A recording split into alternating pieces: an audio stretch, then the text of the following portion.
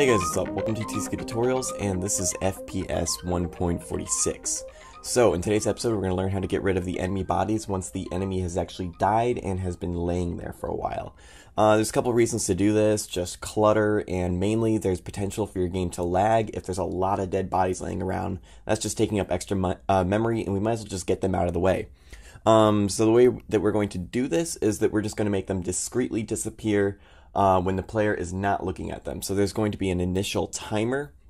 So there's going to be a set amount of time, like let's say you want the enemy body to be around for exactly a minute, and then after that the player has to be kind of distanced away from the enemy dead body and not looking at it, and then it will destroy itself. That way the player doesn't see it happening and is less likely to notice. And this isn't too hard to do in code, so let's go ahead and just jump into it. Alright, let's take a look at the three variables that we're going to be adding into the enemy body script. So the first variable is destroy body timer, float, and by default we have this set to 30. So this would be a 30-second timer. So basically this timer is going to be anything that you want to set it to, so whether this 30 seconds, a minute, whatever. This is going to be the definite amount of time that the enemy body will lay there and not destroy itself. After this timer runs out, and the timer is going to start once the enemy has died, once this timer runs out, then the body will be allowed to destroy itself. And we aren't going to destroy the body unless, first of all, the player is looking away from the dead body.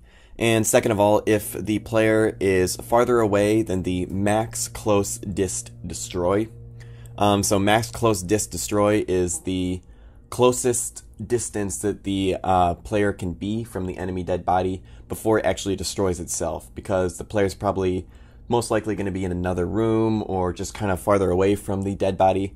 But if you want, you can make this number 0 and it'll just kill itself no matter what. So if you have a quick-paced zombie game and you want to get those enemy dead bodies out of there really, really quickly so your game runs faster, then you can go ahead and make this number 0. That would be fine.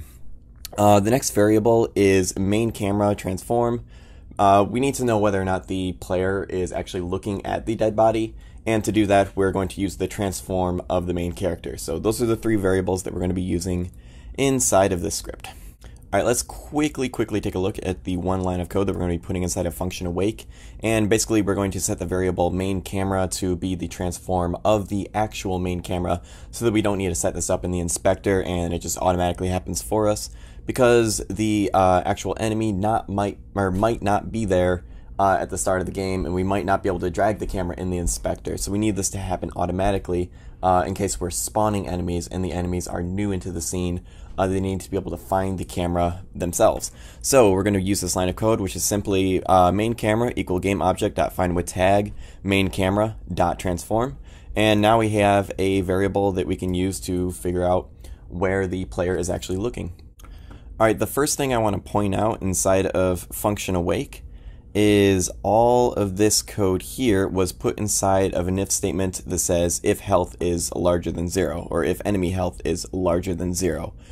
Before, what we had was, let me show you down here in this if statement, a comment right here, a line of code right here that I commented out, enabled equal false. So basically this was a line of code that would just shut the script off, and then nothing else would happen because it was a dead body. So I commented out that line of code and got rid of it, so that now the script is still active, because we need the script to actually detect whether or not the player is looking at the enemy, and for the countdown timer and all that cool stuff.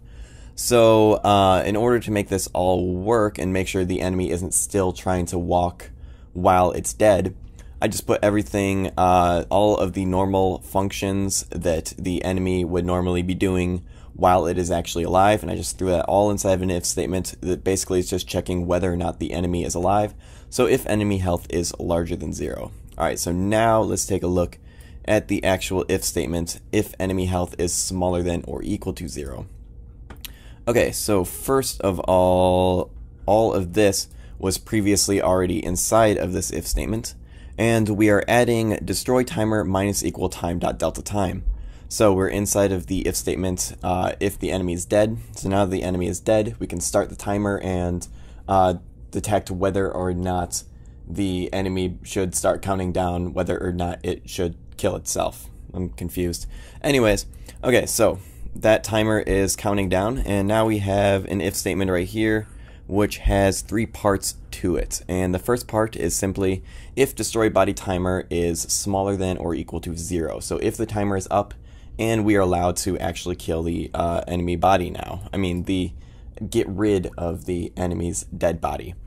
Next, we are going to check whether or not the player is actually looking at the dead body. So the way we're going to do this is we're going to use the function vector3.angle, which compares the angle in degrees between 2 directional vector 3's. And the 2 directional vector 3's that we're going to be comparing are the forward direction of the main camera, and then the direction from the main camera to the dead body, and then we will compare those 2 angles, and if it is less than 90, so if it is out of the peripheral vision of the player, then we are going to destroy the dead body. So, and the way that we get the direction that is from the camera to the dead body, we're going to use transform.position minus main camera dot position.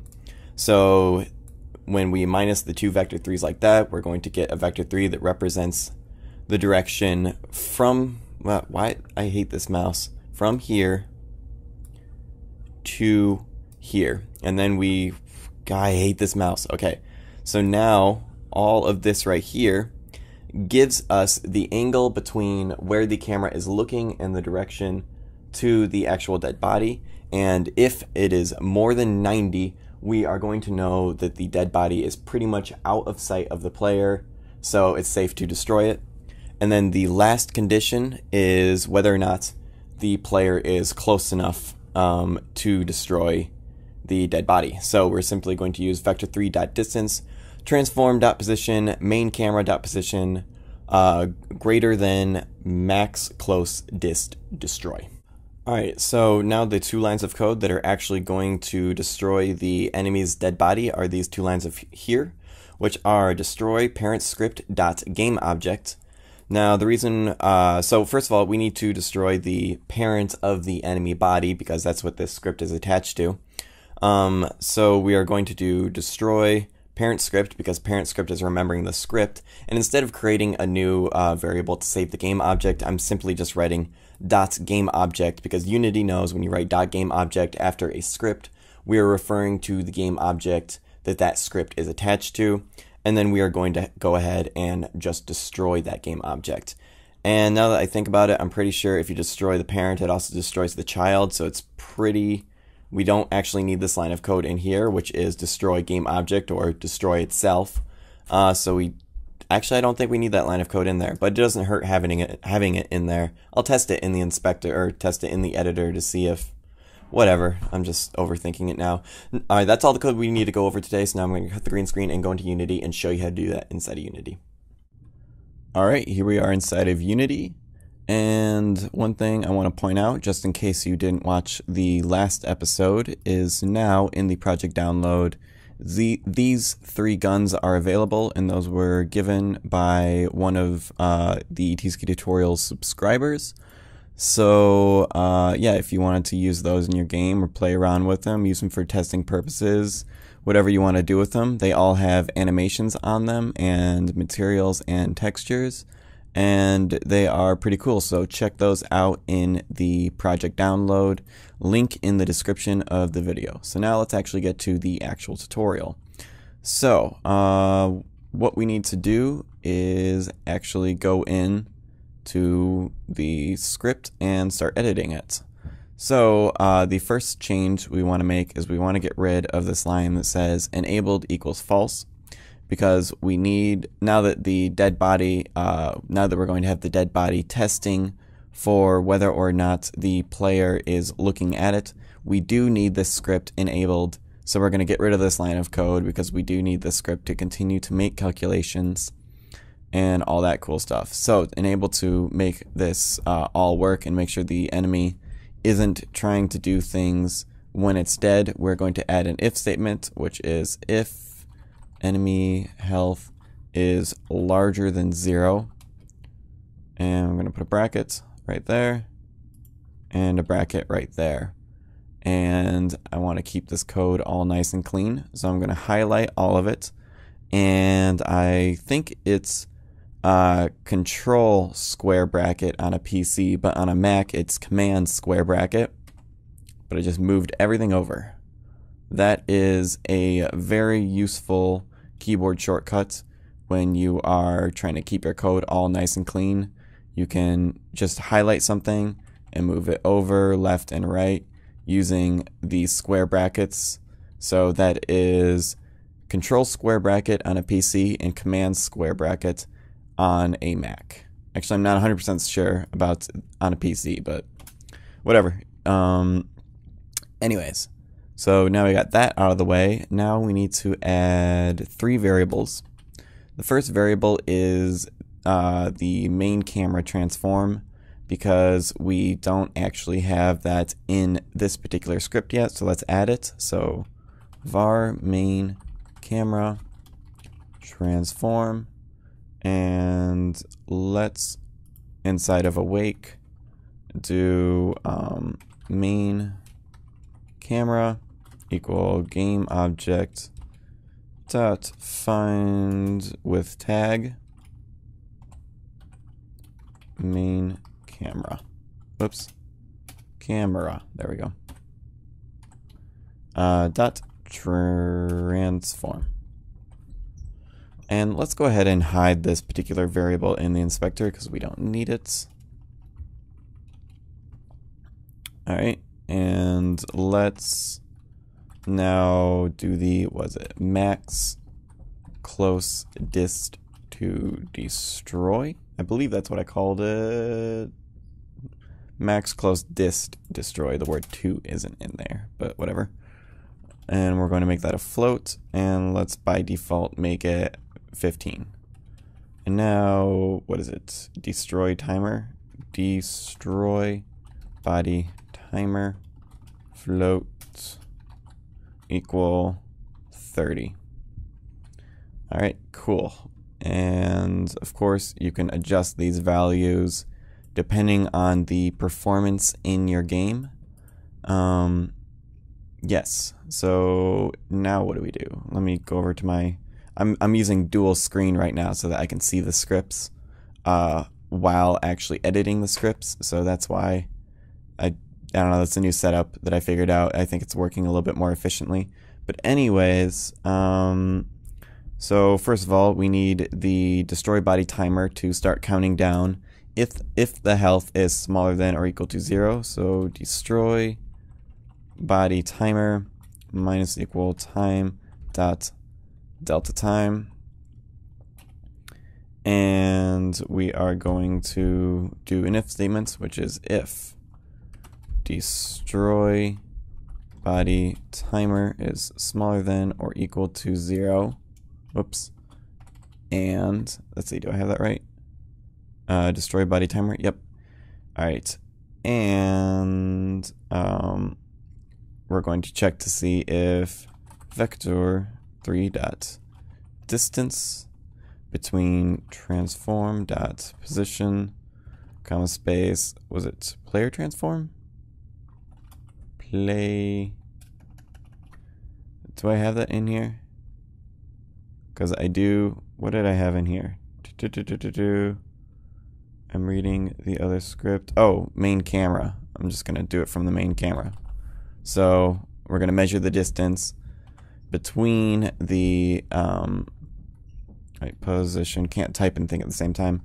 All right, so we're going to measure the distance between the enemy's dead body and the main camera, and if it is larger than what I call it, max close dist destroy, then we will allow the enemy to die. And now we need to make sure that the player is not looking at the enemy's dead body. So we are going to do vector 3 dot angle between main camera, did I spell it right? Yeah, dot forward, and what was it? Between, let's see, I believe it is transform dot position minus main camera. Let me fix that so we can actually see main camera dot position. All right, and if the angle between that is larger than 90, I believe is what I have it. Yep. Okay. Oops. Then we will execute the next line of code, which is destroy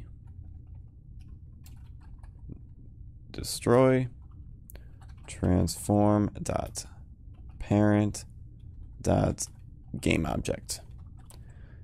And in the green screen recording, I had another line of code which was destroy game object, but when you destroy a parent, it also destroys the child, so we don't need that line of code. So let's go ahead and give this a run and see if it works. But I'm going to change these values from 5 to 5 and 10 for the sake of testing purposes. And let's actually kill this guy and see if he disappears. So I'm just going to do a headshot from over here, and we can see him up here. And I'm going to wait, and it looks like I'm getting an error. I'll check that later in a second. But I think it has been at least... Oh, wait, no, the dead body timer is not counting down. Alright, I gotta fix this error. Alright. So you were still trying to access it.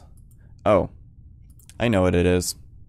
It is because in the last episode, I had a rigid body on the gun parent. Is that the reason why? Let me check that real quick.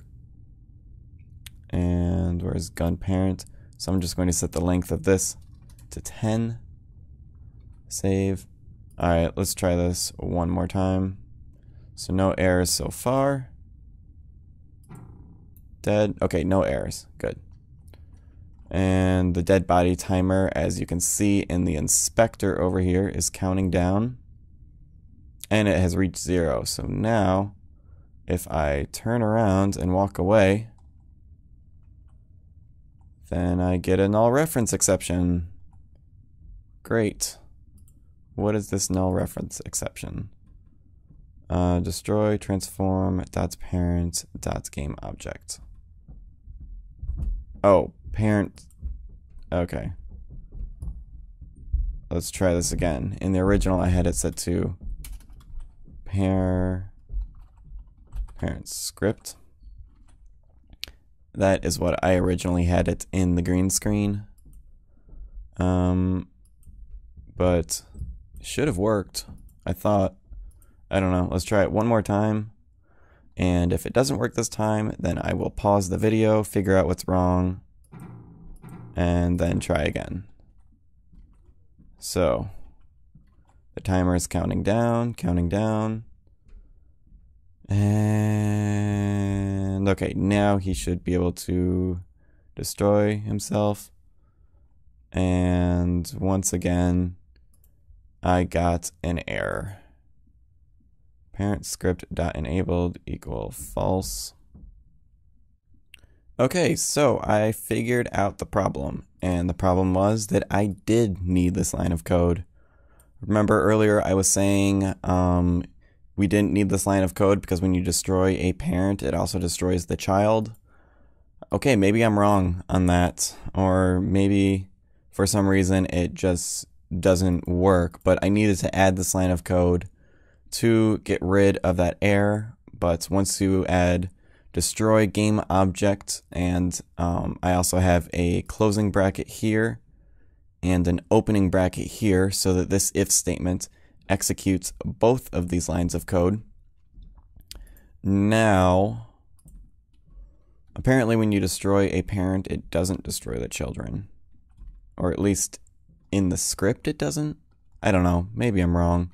But either way, oh, great, I died. Alright, let's try that one more time. So, apparently I suck and I need to snipe him. Alright, so let's wait First of all, I'm going to find the enemy. Oh. Did he die already? Oh, he died before I could even show you that it was working. Alright, one more time. So I'm going to go over here. I'm going to snipe him. Eventually. Come on. There. And I'm just going to stare at him for a few seconds. In his dead body.